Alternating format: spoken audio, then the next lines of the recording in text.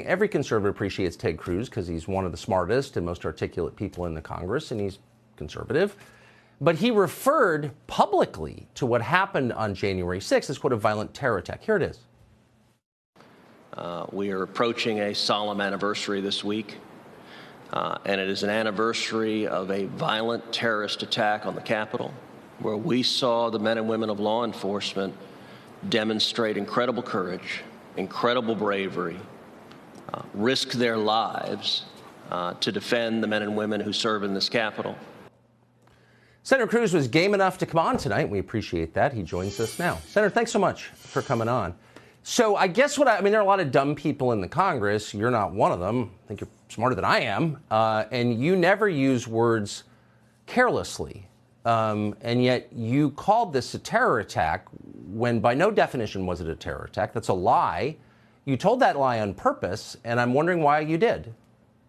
Well, Tucker, thank you for having me on. When you aired your episode last night, I sent you a text shortly thereafter and said, listen, I'd like to go on because the way I phrased things yesterday, it was sloppy and it was frankly dumb. And I don't buy that. Whoa. I don't buy that. Look, I've known you a long time, since before you went to the Senate. You were a Supreme Court contender. You take words as seriously as any man who's ever served in the Senate. And every word you repeated that phrase. I do not believe that you used that accidentally. I just don't.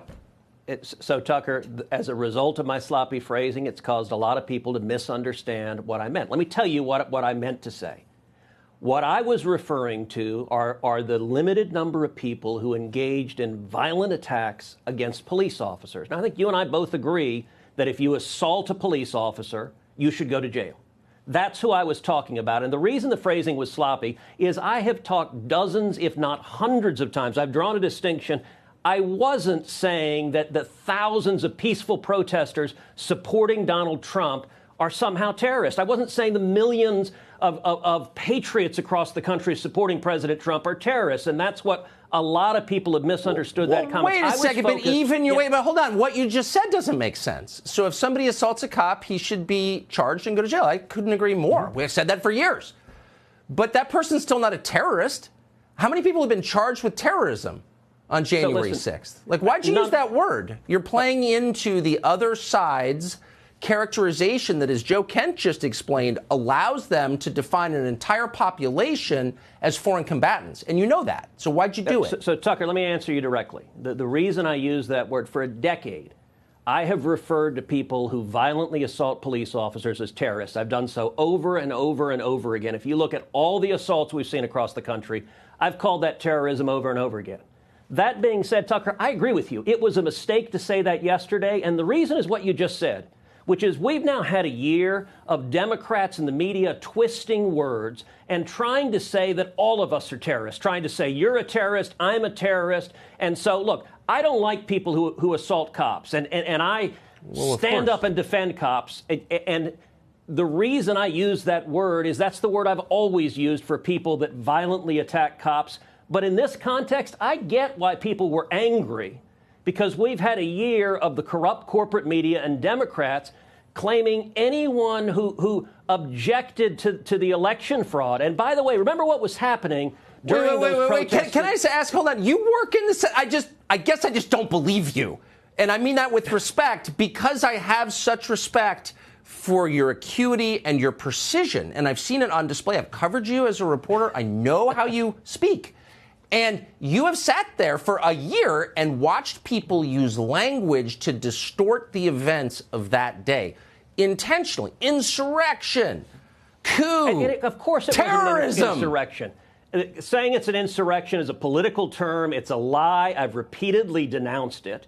And when it comes to, look, I was focusing on what I normally say. That what you aired was a little 15-second snippet. What I normally say is violence is wrong, peaceful protest is right. If you engage in violence, you should be prosecuted. If you're speaking, you have a right to speak. I say that all the time. Well, I agree. In that snippet. So who's Ray Epps, by the way, since you are a senator? Like, he and this other guy are clearly encouraging the crowd to commit crimes. Neither one has been arrested or charged. What is that, do you think? So I think that is a very good question. I don't know who Ray Epps is. I've seen that video multiple times. It's disturbing. Right? He's clearly urging the crowd to violate the law. When you see the crowd start chanting, Fed, Fed, Fed, for him to appear on the FBI's most wanted list and come off, it certainly suggests he was working for the FBI. That's not conclusive, but that's the obvious implication.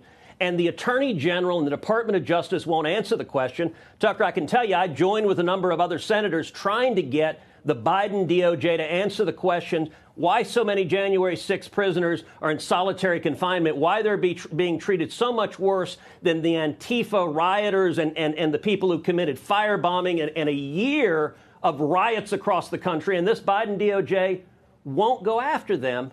But let me also make a quick point, Tucker. Remember, while thousands of people were standing up to defend this country on January 6th, at that exact moment, I was standing on the Senate floor objecting to the election results, demanding that we impanel an election commission to consider evidence of voter fraud. And I brought together 11 senators to join me in supporting getting to the bottom of that. So, of course, it would be ridiculous for me to be saying that the people standing up and protesting to follow the law were somehow terrorists. I was talking about people who commit violence against cops. And you and I both agree, if you commit violence against cops, you should go to jail.